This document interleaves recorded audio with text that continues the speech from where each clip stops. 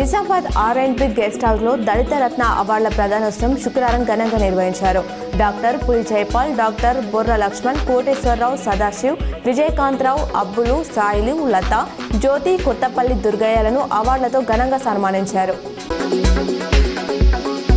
ఇందిరమ్మ ఇల్లు మంజూరు అయిన లబ్ధిదారులు ఎలాంటి అపోహలకు లోను కాకుండా తక్షణమే నిర్మాణ పనులు ప్రారంభించాలని నిజామాబాద్ కలెక్టర్ రాజీవ్ గాంధీ హనుమంత్ సూచించారు.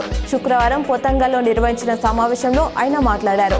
ఈ పథకానికి నిధుల కొరత లేదని, పైలట్ గ్రామాల్లో రూప్ లేటర్ లెవెల్ వరకు నిర్మాణాలు పూర్తి చేసుకున్న 355 మందికి ఇప్పటికే వారి ఖాతాలో డబ్బులు జమ చేశామని తెలిపారు. మంచిర్యాలలో మీడియా చిట్ చాట్ సందర్భంగా ఎమ్మెల్సీ కవిత మరోసారి కీలక వ్యాఖ్యలు చేశారు. బీజేపీతో బీఆర్ఎస్ కలవడం అంటే లిక్కర్ నేరాన్ని అంగీకరించినట్లే అవుతుందన్నారు. కేసీఆర్ను కలుద్దామనుకున్న ప్రతిసారి ఆయన ప్రజలతోనే ఉంటున్నట్లు చెప్పారు. పార్టీ నుంచి తనను బహిష్కరిస్తారని అనుకోవడం లేదన్నారు. రాష్ట్ర వ్యాప్తంగా ఇందిరమ్మ ఇళ్లకు ఇప్పటి వరకు 2.10 లక్షల మంది లబ్ధిదారులను ఎంపిక చేసినట్లు మంత్రి పొంగులేటి శ్రీనివాసరెడ్డి తెలిపారు. వచ్చే నెల 10వ తేదీలోగా మిగతా లబ్ధిదారుల జాబితా సిద్ధమవుతుందని వివరించారు. అటు పైలట్ ప్రాజెక్టులో భాగంగా 42,000 ఇళ్లు మంజూరు చేయగా 24,000 ఇళ్లు ప్రారంభమయ్యాయని తెలిపారు.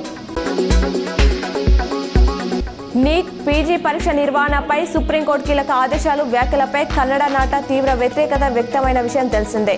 తాజాగా దీనిపై స్పందించిన కమల్, తాను తప్పుగా మాట్లాడితే క్షమాపణ చెప్తాను కానీ తప్పు లేకపోతే చెప్పనని స్పష్టం చేశారు. గతంలోనూ పలు సందర్భాల్లో తనకు బెదిరింపులు వచ్చాయన్నారు.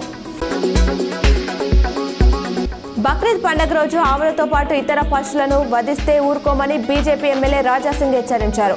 ఒకవేళ వాటిని వధిస్తే అప్పుడు లా అండ్ ఆర్డర్ సమస్య వస్తే తాము బాధ్యులం కాదని చెప్పారు. సీఎం రేవంత్ గోమాత ప్రేమికుడు కాబట్టి ఆ రోజు పశువధను జరగకుండా చర్యలు తీసుకోవాలని విజ్ఞప్తి చేశారు.